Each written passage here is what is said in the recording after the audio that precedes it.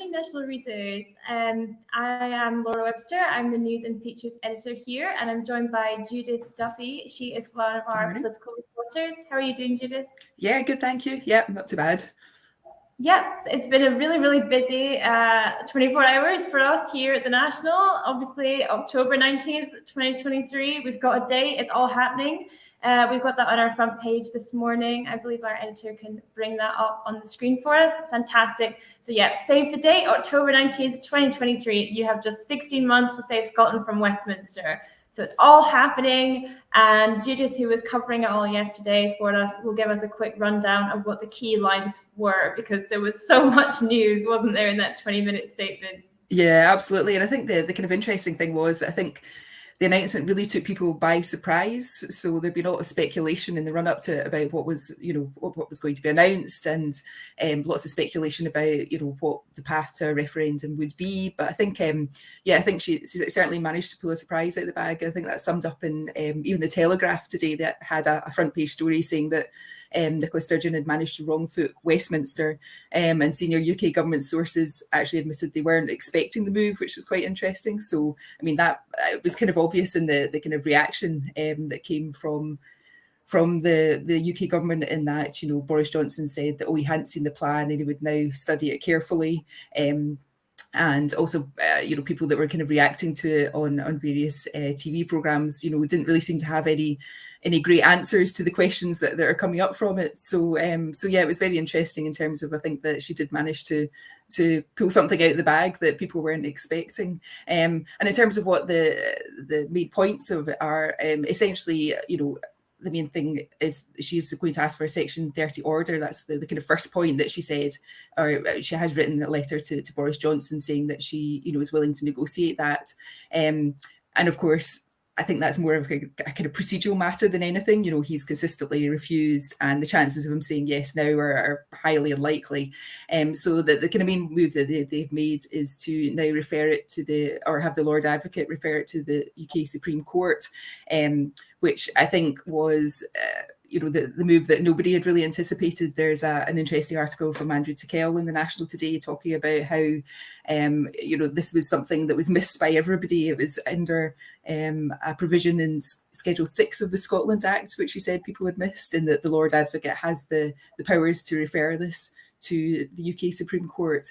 So essentially, the Scottish Government have, kind of taken the initiative, and they've now got the momentum.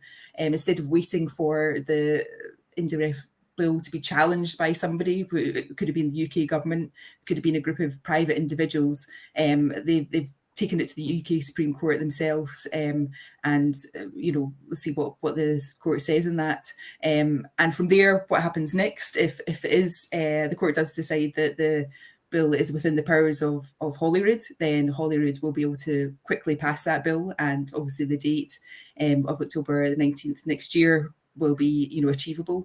If it doesn't, then that's the kind of next stage where things might get a bit more sticky. But she has always put a kind of plan B in what she outlined yesterday, in that she says if that happens and there's still no movement from the UK government on a Section 30 order, then they're going to use the general election as essentially a de facto referendum on Indy. And I think the idea behind that is that they would then use that as a kind of point to say to the UK government, we need to open up UK discussions on independence if there was a kind of majority in favour of it. So yeah, so it's a very interesting plan, and yeah, I think took a lot of people by surprise, and has made a few of the front pages in the UK editions of papers today as well as our own, and obviously dominating the kind of Scottish press as well. Yeah, it's in a lot of the European papers as well. And I'm working on a story today about how it's been covered over in Europe. And it was in Le Monde and all of the sort of big titles in the major European countries, which I think is really fascinating. And in fact, the European media has always been quite interested in independence, and especially when the polls were showing such high numbers, 55%, 56% for yes, they were frequently doing stories about it. Whereas our own media here in the UK has been a little bit more resistant to explore why people might actually want to leave the UK. But yeah, one of the things that you touched on there, Judith, was this idea of a general election used as a de facto referendum. I think there are a lot of questions about how that will work today, because it was one of the things that Nicola didn't go into so much detail on yesterday. So how are we with finding out whether they're going to use vote share or a number of MPs elected to determine whether it's a yes vote or a no vote? Do we know anything about that? How exactly is it going to be decided?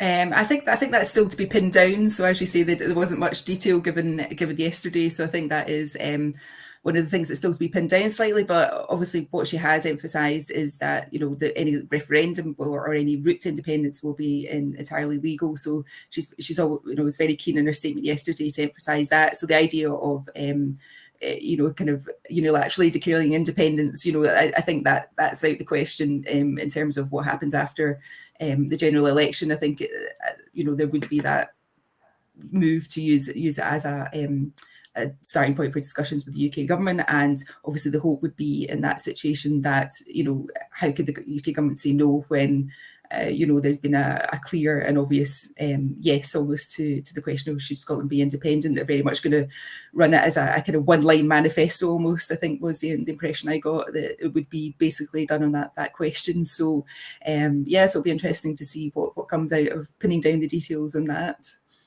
Definitely. I think Ms. Robertson suggested that it might be vote share, like how much of a vote share the SNP get at the next election. But then John Swinney this morning was saying that it would be the number of MPs, so whether it's a majority of MPs. Obviously, under first past the post, there are questions about how definitive that might be. So there's still a lot of questions out there, and that's one of the stories that we're going to look quite in depth into today, because there's still so many loose ends and possibilities. But hopefully we'll get to have our October 19th date before we really have to get into any of the nitty-gritty on that. Another thing I wanted to chat to you about, Judith, was the response to the statement from Douglas Ross and Anna Sarwar yesterday in the chamber. How prepared do you think the Unionist parties are to sort of combat the First Minister and her push for independence now? And because to me, I thought they seemed like they didn't quite have their arguments together. They were still so focused on this idea of a wildcat, illegal, pretend referendum, when she'd spent the whole 20 minutes talking about how she was going to make sure it was a legal referendum. So, yeah, absolutely. How ready are they? I think they're, you can tell that they were caught on the hop. They're very much relying on the same kind of arguments that they've been relying on, for the past however many years. It varies from, oh, well, you've had your referendum, to, oh, you need to focus on the economy, to, the Scottish government should be focusing on the day job, so there isn't anything fresh from the Unionist side in terms of, why there shouldn't be a referendum, and also some key questions which I think they really struggle on. So there was an interesting interview with Andrew Bowie last night on the BBC, in which he was asked, or one of his arguments was that, recent polls haven't shown support for independence. And so he was asked, well, in that case, why not go ahead and have the referendum and settle the issue? So, and he wasn't able to answer that. He just kind of, started talking about, the job is to look after Scots and we shouldn't be talking about independence. So it was interesting that, that's one key argument which they can't really answer. They're obviously not confident of a no vote this time. But it does, raise the question of, exactly why, if they were confident that everybody wants to stay in the union, then why would they not just hold the referendum and have it over and done with? So that's one point. And the other, he's asked, what is the democratic route to independence? If the UK government won't agree to a referendum, how can Scotland become independent? And again, his answer was, very, very dismissive, very kind of, well, you had your referendum in 2014. Scots don't want a referendum, was his argument. No poll suggests Scots want a referendum, even though obviously the mandate was secured at the last Holyrood election. So, you can very much tell that I think they haven't, thought out any new arguments. They're relying on kind of old tired ones. And obviously that's because, it's very difficult to make a case against it. I think that it stands up in terms of the idea that, if you're believing in democracy, then there should really be a kind of path to a referendum that Scotland should be able to take.